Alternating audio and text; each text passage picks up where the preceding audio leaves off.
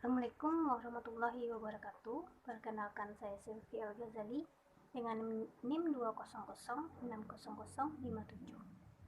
Pada video kali ini, saya akan mempresentasikan resume pertemuan 13 mata kuliah pengantar ekonomi pembangunan yang terdapat dua pokok pembahasan utama. Saya akan membahas pokok pembahasan yang pertama, yaitu doktrin pertumbuhan berimbang. Pertumbuhan berimbang berarti pembangunan berimbang antar industri, manufaktur, dan pertanian. Keseimbangan antara berbagai industri barang konsumen dengan industri barang modal, keseimbangan antar sektor dalam negeri dan sektor luar negeri, sektor impor dan sektor ekspor, keseimbangan antar overhead sosial dengan overhead ekonomi. Pembangunan yang berimbang mengharuskan adanya pembangunan yang serentak dan harmonis dari berbagai sektor, baik sektor ekonomi sehingga semua sektor tumbuh bersama. Untuk itu, diperlukan keseimbangan antara sisi permintaan dan sisi penawaran. Sisi penawaran memberikan tekanan pada pembangunan serentak dari semua sektor yang saling berkaitan dan yang berfungsi meningkatkan penawaran barang. Dan sebaliknya, sisi permintaan berhubungan dengan penyediaan kesempatan lapangan kerja yang lebih besar dan penambahan penghasilan agar permintaan barang dan jasa dapat tumbuh di pihak penduduk. Jika semua industri dibangun secara serentak, maka jumlah tenaga kerja yang diserap akan lebih banyak. Doktrin pertumbuhan berimbang didukung oleh Rosenstein-Rodan, Ragnar Norsch, dan Arthur Lewis. Teori dari ahli yang saya sebutkan tadi. Rosenstein-Rodan adalah ekonom yang pertama yang mengemukakan teori pertumbuhan berimbang. Anggapannya yang utama adalah produk marginal sosial atau PMS dari suatu investasi yang berbeda dengan produk marginal privat atau PMP jika kelompok industri direncanakan secara bersama sesuai dengan PMS-nya, maka laju pertumbuhan ekonomi akan lebih cepat daripada titik direncanakan bersama. Menurut Norsch, lingkaran kemiskinan yang terjadi di negara terbelakang memperlambat perkembangan ekonomi. Tetapi, jika lingkaran itu dipecahkan, perkembangan ekonomi akan menyusul.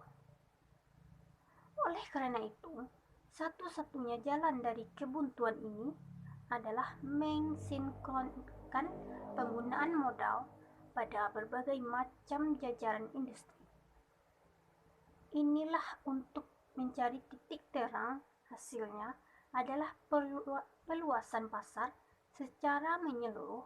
Orang-orang yang bekerja dengan peralatan yang lebih banyak dan lebih baik pada sejumlah proyek komplementer satu sama lain akan menjadi pembeli untuk kebanyakan industri yang melayani konsumsi massal merupakan industri komplementer dalam arti bahwa industri menyediakan pasar bagi industri lain dan saling menunjang. Cara melakukan hal ini adalah pendirian serentak pada pabrik-pabrik baru secara serentak yang direncanakan sedemikian rupa sehingga dari sudut penawaran dapat pemanfaatan secara penuh ekonomi eksternal dan saling isi tersebut, dan dari sisi permintaan dapat memanfaatkan saling mengisinya pasar. Menurut Lewis, di dalam bagian pembangunan semua sektor ekonomi harus tumbuh secara serentak untuk menjaga keseimbangan yang tepat untuk industri dan pertanian secara antar produksi untuk konsumsi dalam negeri dan produksi untuk ekspor. Kritik terhadap doktrin pertumbuhan berimbang. Doktrin pertumbuhan berimbang telah dikritik dengan tajam oleh Hirschman, Singer, Kurihara, dan yang lainnya, yaitu yang pertama, peningkatan biaya, peniruan secara serentak sejumlah industri mungkin meningkatkan biaya uang dan biaya real produksi, dan dengan demikian untuk menjalankan industri tanpa peralatan modal yang cukup, keahlian tenaga yang murah, keuangan dan bahan mentah yang dibutuhkan lainnya, secara ekonomi kurang menguntungkan. 2. Tidak menaruh perhatian pada penurunan biaya. 3. Masalah lainnya, sekalipun negara terbelakang mampu untuk mendirikan industri-industri baru, sejumlah masalah lainnya mungkin akan timbul. Jika industri baru didirikan, permintaan akan produk-produk dari perusahaan yang ada akan berkurang dan akan membuatnya tidak menguntungkan. Yang keempat, gagal berbagai teori pembangunan. 5. Melebihi kemampuan negara terbelakang. 6. Distorsi faktor pada beberapa negara terbelakang, tenaga kerja dalam keadaan melimpah, tapi modal dan keahlian wira swasta langka. Sementara di pihak lain, tenaga kerja dan modal jarang, tapi sumber-sumber lainnya melimpah. 7. Kelangkaan sumber. 8. Anggapan keliru mengenai hasil yang meningkat. Doktrin pertumbuhan berimbang. Masyarakat mensyaratkan perlunya investasi berimbang untuk memenuhi permintaan yang berkembang dan adanya hasil yang meningkat, tapi kedua kekuatan ini bergerak dalam arah yang berlawanan. 9. Gumpalan modal bukan hal pokok bagi pertumbuhan. 10. Pertumbuhan berimbang bukan hal pokok bagi induced investment. 11. Tidak mempertimbangkan perencanaan. 12. Konsep pertumbuhan berimbang dapat diterapkan pada negara maju. 13. Kelangkaan dan kemacetan mendorong pertumbuhan. Menurut Paul Stetten, secara historis, bukan pertumbuhan berimbang, tapi kelangkaan dan kemacetan yang memberikan rangsangan bagi penemuan-penemuan yang memvolusionerkan sistem-sistem ekonomi Inggris dan dunia. B. Konsep pertumbuhan tidak berimbang. Poin yang kedua, konsep pertumbuhan tidak berimbang. Teori pertumbuhan tidak berimbang adalah lawan dari doktrin pertumbuhan berimbang. Menurut konsep ini, investasi sebaiknya dilakukan pada sektor yang terpilih daripada secara serentak di semua sektor ekonomi. Tidak ada satupun negara terbelakang yang mempunyai modal dan sumber lain dalam kuantitas sedemikian besar melakukan investasi secara serentak pada semua sektor. Oleh karena itu, investasi harus dilakukan pada beberapa sektor atau industri yang terpilih saja, agar cepat berkembang dan hasil ekonominya dapat digunakan untuk pembangunan sektor lain. Konsep pertumbuhan tidak berimbang dipopulerkan oleh Hirschman. Ia berpendapat bahwa dengan sengaja tidak menyeimbangkan perekonomian sesuai dengan strategi yang dirancang sebelumnya adalah cara yang terbaik untuk mencapai pertumbuhan pada suatu negara terbelakang. Menurutnya, investasi pada industri atau sektor-sektor perekonomian yang strategis akan menghasilkan kesempatan investasi baru dan membuka jalan bagi pembangunan ekonomi lebih lanjut.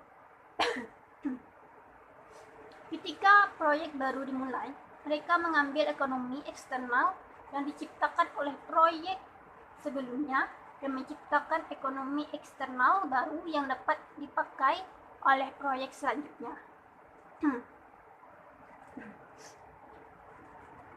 Menyimpangkan perekonomian melalui modal overhead sosial atau MOS.